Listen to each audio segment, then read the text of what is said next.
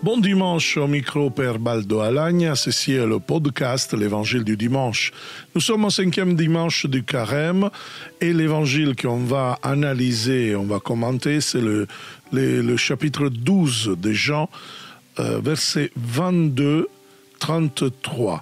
Quand Jésus est rentré à Jérusalem, était accueilli par une grande foule en fête. Mais attention, il y a des problèmes, c'est-à-dire il y a la réaction des pharisiens qui justement écrit l'évangéliste qui voit que en effet tout le monde entier il va derrière Jésus et alors l'évangéliste il va nous présenter le monde qui en effet suit Jésus et le monde qui va à Jérusalem, c'est-à-dire qui s'oppose au Messie. Mais on va voir un peu les versets de 20 à 33. C'est vraiment le deuxième chapitre. Alors, il y avait quelques Grecs. Alors, les Grecs ici, ce n'est pas les habitants de la Grèce, mais plutôt des Juifs qui étaient un peu retenus, un peu païens, parce que c'était un peu juif d'Antioche qui parlait grec. Voilà. Nous voyons déjà que ces Grecs montent à Jérusalem. Ils peuvent être aussi païens comme juifs, parce que je vous rappelle qu'à Jérusalem, dans la cour des gentils, ça veut dire que les païens avaient une place dans le temple. Les juifs ne font pas d'évangélisation, ne convertissent pas la foi juive. L'important, c'est que les païens, les goïms, puissent suivre les 7 commandements de l'alliance, voilà, de l'alliance de Noé, et comme ça sont retenus des justes, donc ils ont l'espace dans le temple. Et nous voyons que à la place d'aller directement chez Jésus, ils abordèrent Philippe, qui était de Bethsaïde en Galilée. Donc vous voyez, sont des Juifs de Galilée, donc c'est la région un peu plus païenne où il y a vraiment du mélange entre Juifs et païens. Voilà qui étaient les Grecs. Et lui firent cette demande: nous voudrions voir Jésus. C'est magnifique. Parce que se voir Jésus n'est pas simplement une curiosité. Jésus avait dit: ceci est la volonté de mon Père, que ceux qui voient le Fils et croient en lui aient la vie éternelle. Donc, voir signifie avoir une réponse au désir de plénitude, de la vie que la personne porte dedans. Et ça veut dire aller à la source. Ils vont chez Philippe. Déjà, Philippe, c'est un disciple avec un nom grec. Et même Philippe ne va pas tout de suite chez Jésus, mais il va consulter un autre disciple. Vous voyez, Jean a plein de niveaux, de nuances, de significations. Donc on pourrait voir vraiment que voir Jésus, on le voit chez les disciples. C'est génial. Mais aussi qu'en effet, on peut rencontrer Jésus à travers un processus dans lequel il faut demander à d'autres afin qu'on puisse être accompagné jusqu'à Jésus. Et alors, l'autre disciple a aussi un nom grec, c'est André. Donc, et ensemble vont chez Jésus. La réaction de Jésus peut sembler bizarre parce qu'il n'a rien à voir avec cette affirmation des Grecs, nous voulons voir Jésus. Lui, il va parler du moment de sa mort à la croix.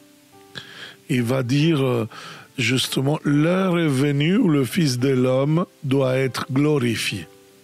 Attention bien, l'heure L'heure des gens, c'est vraiment quelque chose de particulier. Ça va être la révélation totale du mystère pascal.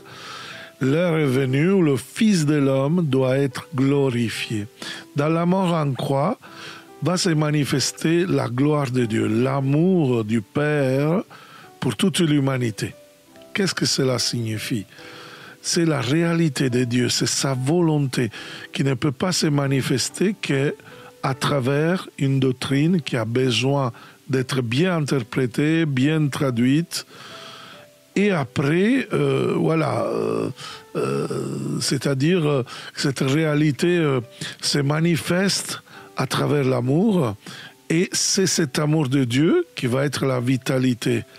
Mais tous peuvent comprendre ça, même les païens, même les Grecs.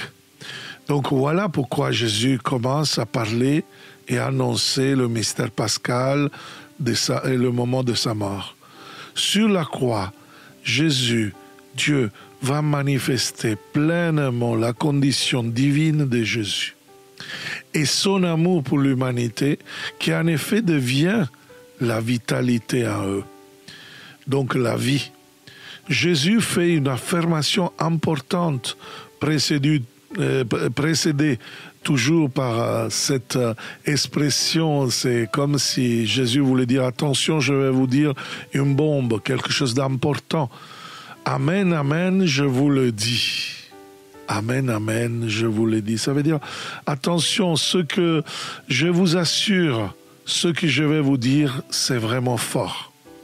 Qu'est-ce que va dire? Si le grain de blé tombé en terre ne meurt pas, il reste seul. Donc, Jésus est en train de parler de sa mort, et s'il commence à parler comme un enseignement moral aussi pour ceux qui l'écoutent, en effet, nous voyons que Jésus est en train de parler de la mort de toute personne. Et en toute personne, comme justement le grain de blé, il y a une énergie vitale qui attend le moment opportun, le moment favorable pour se manifester dans une forme nouvelle. La mort ne va pas le diminuer, limiter, au contraire, il va lui donner le maximum de potentialité. Et là, il n'y a pas de paragon à faire. Réfléchissons. Prenons le grain de blé et l'épi. Il n'y a pas de paragon, il n'y a pas de différence, des choses en effet qui nous font dire que sont la même chose. C'est vraiment l'épi de blé est beaucoup plus riche par rapport au grain de blé. Donc la mort ne confine pas, ne bloque pas l'homme, mais va le dilater à l'infini jusqu'à s'ouvrir. Donc, et en toute personne, il y a ses capacités, ses potentialités, peut-être inconnues, mais qui vont se transformer dans un don. Et nous voyons justement après comment il va continuer Jésus. Il va dire que si le grain de blé tombé en terre ne meurt pas, il reste seul, donc il ne porte pas de fruits. Mais s'il meurt, il porte beaucoup de fruits. Vous voyez, c'est vraiment intéressant. Parce que Jésus va continuer maintenant à parler de ceux qui vivent en se servant des autres et ceux qui servent les autres. Donc le grand seul, le grand qui veut faire son truc, sa pastorale, sa mission, qui veut vraiment produire ses trucs de son côté, c'est vraiment un chrétien qui ne suit pas Jésus. C'est comme les pharisiens, c'est-à-dire c'est les juifs, comme ils les appellent Jean, qui vont s'opposer à Jésus, qui ne vont pas l'accueillir, ou même arriver à le mettre dans la croix. Et les Grecs, retenus les païens, sont ceux qui, en effet, ils vont porter du fruit. Ils ont de l'efficacité dans la pastorale. Ils ne vont pas dans tous les sens, ils ne font pas beaucoup de choses. Ils s'engagent. Jésus ne veut pas une entreprise, mais en même temps, nous voyons que l'efficacité pastorale est nécessaire parce que, justement, c'est un peu le discernement que nous pouvons faire pour voir si, en effet, la personne, il sert, il aime les autres, ce qu'il fait, le Seigneur, et donc il donne l'amour, il donne le service, il donne sa vie, ou sinon il se sert, donc il reste tout seul, et donc il ne porte pas de fruits. C'est un peu ça. Qui aime sa vie, la perd. C'est Jésus a parlé. Qui s'en détache en ce monde, la gardera pour la vie éternelle. Si quelqu'un veut me servir, qu'il me suive. Et là où moi je suis, là aussi sera mon serviteur. En effet, vous voyez, qui vit pour soi-même à la destination, la faillite totale de son existence. Il va perdre sa vie. Mais qui vit pour les autres réalise pleinement cette vie intérieure qu'il a, parce qu'il va demeurer là où le Seigneur, je suis, en hébreu, c'est le nom, le sacré tétragramme de Dieu, et nous voyons vraiment que où Jésus est, eh bien, le missionnaire, le chrétien, il est. Et c'est où que Jésus, il va demeurer, c'est sur la croix pour Jean. Sur la croix, Jésus, il vient de manifester la plus grande humanité à l'homme. C'est le Fils de l'homme, c'est-à-dire l'homme pleinement humain, qui va révéler dans l'incarnation la condition divine qui rend humain les hommes. Donc, le maximum de déshonneur, le maximum de blasphème, on pourrait dire même, qui est la croix, va devenir justement le moment où Jésus assure, là, si quelqu'un me sert, le Père l'honorera. Et comme honore le Père le disciple, en se manifestant à lui, plus l'homme se donne dans le service, dans la pastorale, dans l'Église, dans la mission, et plus la présence de Dieu se révèle en lui, en produisant beaucoup de fruits. Plus nous ne donnons pas cet amour, plus nous allons fuir la croix. Et oui, parce que sur la croix, Dieu, il va effondre le Saint-Esprit à travers Jésus dans l'évangile de Jean. Donc, Jésus va changer ton là. Et il va citer le psaume 6 en disant « Mon âme est perturbée ». Littéralement, il va dire maintenant mon âme, bon, la version française de la Elf, il dit est bouleversée. Mais en effet, le terme est perturbé, tremble. Jésus est pris vraiment du tremblement. Le verbe, ça sonne d'une manière même phonétique. Le grec dit tétarakatai.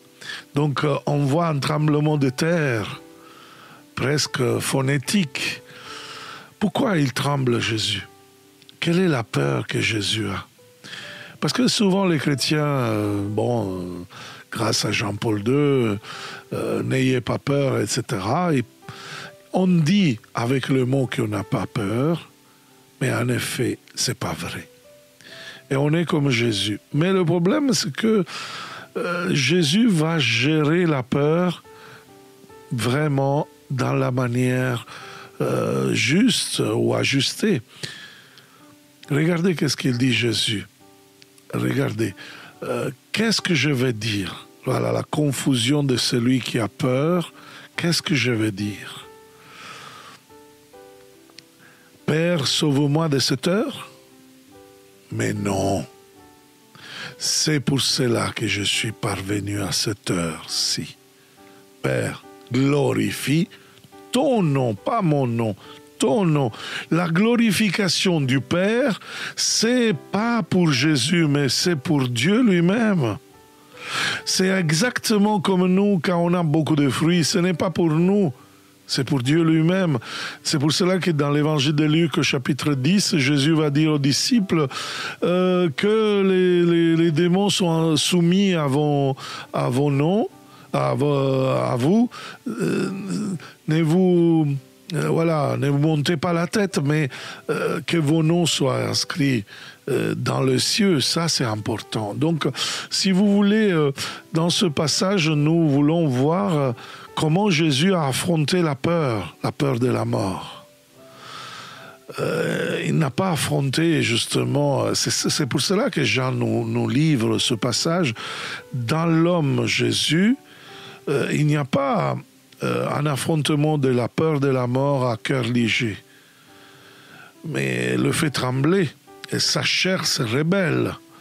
Mais Jésus confirme vraiment sa direction, son fiat à la volonté de Dieu, qui parfois même nous chrétiens on oublie, en prenant 1000 excuses pour ne pas faire la volonté de Dieu.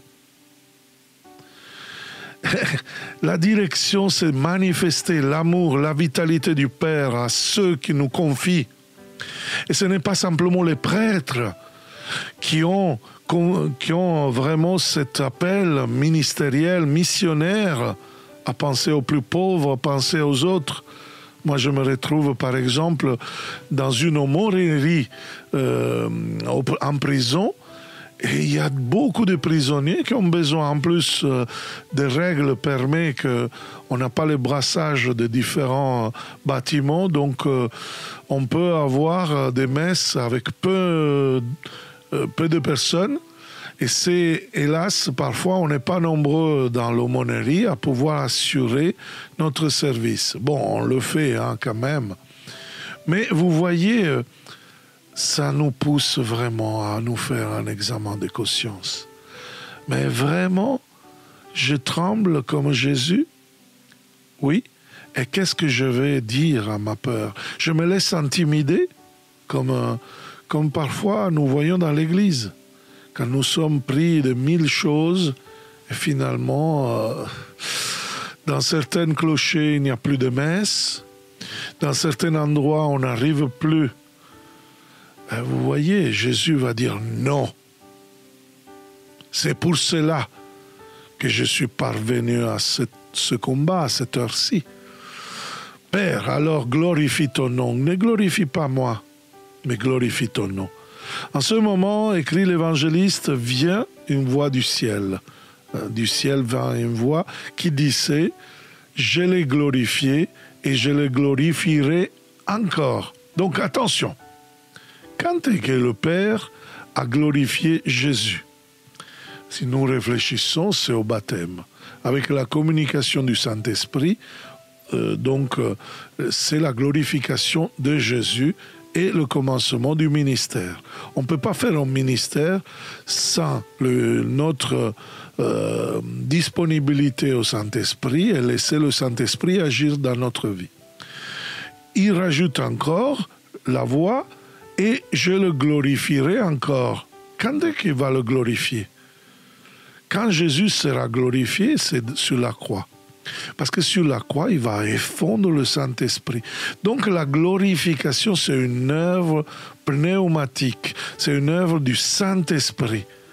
C'est une œuvre dans laquelle l'amour du Père se reverse dans le Fils et du Fils se reverse sur les disciples. C'est un amour, une vitalité, c'est la vie de Dieu, qui n'est pas simplement pour des élus, c'est pour toute l'humanité. Mais c'est bizarre. Il y a la phrase de Jésus, la voix de Dieu le Père, mais personne ne comprend. Regardez, qu'est-ce qu'il dit? Et en l'entendant, la foule qui se tenait là disait, c'était un coup de tonnerre. le tonnerre fait penser un peu à la peur, parce que un coup de tonnerre, bon, même si la voix pouvait sembler avec le bruit d'un tonnerre, mais ça a quand même un emportement émotif, à mon avis, affectif. Et donc, moi, je pense vraiment que ces gens n'ont rien compris. À la place d'écouter les contenus de la voix, ils voient le bruit de la voix. Et comme un tonnerre. Et d'autres disaient, c'est un ange qui lui a parlé. Encore un autre élément qui me fait penser à la peur. Pourquoi ? Parce que on ne pouvait pas entendre Dieu, et sinon on mourrait. Alors la crainte, la peur du tonnerre, il va être ensemble à l'ange, parce que Dieu était inaccessible. Alors il va se servir des anges, médiateurs, à parler avec les créatures. Et donc l'une et l'autre image nous dit que les gens, ils n'ont rien compris. Ils sont dans la peur parce qu'ils voient un Dieu trop loin. Et ils ne comprennent pas donc les contenus de ceux qui la voient, il est en train de communiquer. Vous dites, mais pourquoi ça ? Parce que Dieu est amour. Et seulement ceux qui sont vraiment synchronisés, en syntonie avec l'amour de Dieu, ils peuvent percevoir, ils peuvent comprendre la voix. Alors Jésus va confirmer cette voix, c'est fort Jésus, cette voix, donc cette voix, ce n'est pas pour moi, mais pour vous. C'est fort. Regardez, cette voix, vous l'avez compris, moi je l'ai compris, mais vous l'avez compris. Maintenant a lieu le jugement de ce monde. Waouh! Ce n'est pas un changement de registre. Le jugement, c'est vraiment la sentence, donc la condamnation, on pourrait dire, ou le salut de ce monde. Alors attention, encore une fois, comme les Grecs, il y a un autre mot qui est spécifique. Vous voyez, Jean a des stéréotypes, a des mots stéréotypés dans lesquels les Juifs, les Grecs, le monde. Alors, le monde, c'est justement pas quelque chose en positif, c'est le système de pouvoir qui, en effet, gouverne la société. Et c'est vraiment un ordinament, de pouvoir qui écrase, qui se met à la place de Dieu, en effet. Et son chef, c'est qui ? Alors, bien sûr, il a donc la figure du diable, il peut y être vu, parce que le diable est vraiment le prince, la principauté. Mais en fait, enfin, le prince de ce monde, c'est le chef de ce monde. C'est l'institution religieuse qui va se rebeller à Jésus, au Fils de Dieu, et qui va le condamner sur la croix. Mais Jésus dit que c'est le prince de ce monde, c'est l'institution religieuse qui est condamnée.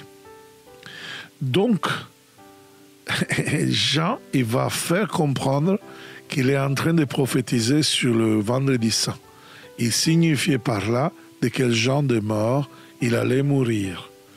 Donc vous voyez, le chef de ce monde, littéralement le grec dit, sera jeté dehors.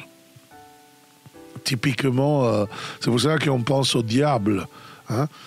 Mais Jésus ne dit pas qu'il le jette dehors, et non plus que lui qui le jette dehors, ni les disciples le jettent dehors. C'est pour cela.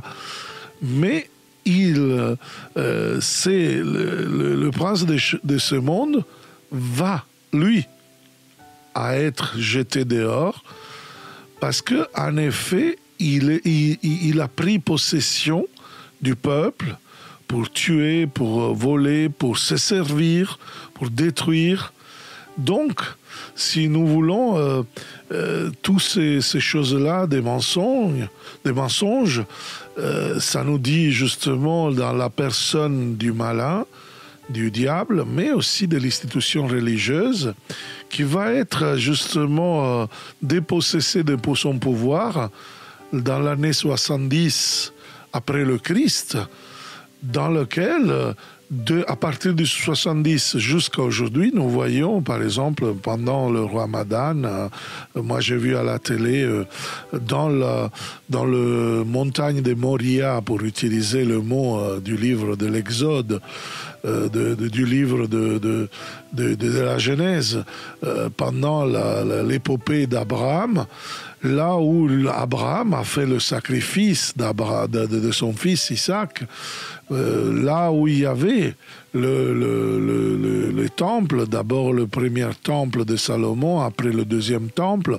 tout est détruit et maintenant il y a même la mosquée d'Omar, et il y a des milliers d'Arabes qui justement prient. Le prophète, le faux prophète, il appelle, sera dans le temple, il va dire Paul à la première lettre aux Thessaloniciens. Mais nous voyons vraiment que cette prophétie de Jésus, c'est justement de dire à ces prêtres, à ceux qui ont le pouvoir, vous serez jetés dehors de ce pouvoir. Donc, c'est le meurtre de l'institution. Et à cette institution, les gens vont tourner les épaules.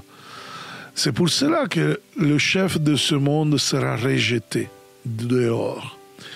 Et il va terminer avec un passage que malheureusement les liturgistes ils ont coupé.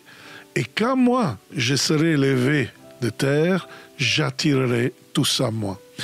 On ne peut pas arrêter l'évangile sans ce verset, parce que sinon ne comprenons pas que le centre de cette péricope, c'est l'amour, c'est le langage universel de Dieu, qui est pour tous, pas simplement pour les élus qui ont vraiment perturbé complètement la volonté de Dieu, mais même les Juifs non trop traditionnalistes, comment dire, les pharisiens, même les Grecs et même les païens, toute l'humanité a droit, justement comme il voulait Dieu, à cet amour, à être attiré par le mystère pascal, et nous préparons justement ça, pour rentrer dans cet amour, dans cette vitalité qui va vraiment jaillir à travers le service, à travers la donation, à travers la mission que nous pouvons donner si acceptons de mourir à nous-mêmes, si acceptons vraiment de suivre le Seigneur. Il y avait un prof juif cette semaine à la faculté d'Aix-en-Provence, professeur Chouraki, qui nous fait l'histoire des Juifs. Et c'était génial parce qu'il disait justement, quand quelqu'un demande de se faire juif, un bon rabbin va dire vas-y chez un psychiatre, tu es malade. C'est pas possible d'accepter de vivre les 613 mitzvot, donc tu es malade, tu veux être parfait. C'est pas possible. On peut pas désirer d'être juif. Eh bien, c'est exactement le contraire de ce que dit Jésus, parce que Jésus dit que l'amour de Dieu est pour tout le monde. Et tout le monde va être attiré à son cœur à travers le mystère de la mort et de la résurrection. Voilà, frères et sœurs, c'est vraiment ce beau message de ce 5e dimanche de Carême que je vous laisse.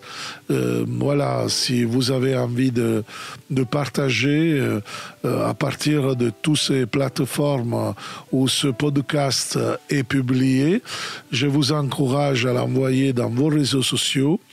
Et si vous voulez, envoyez-nous des messages, commentez bien votre opinion, comment cela vous a l'écho qu'il a fait dans votre vie, à manière qu'on puisse s'améliorer peut-être. S'il y a quelque chose que peut-être vous n'aimez pas, s'il y a des questions, on va répondre. Et si vous l'appréciez, ça va nous faire du plaisir. Voilà.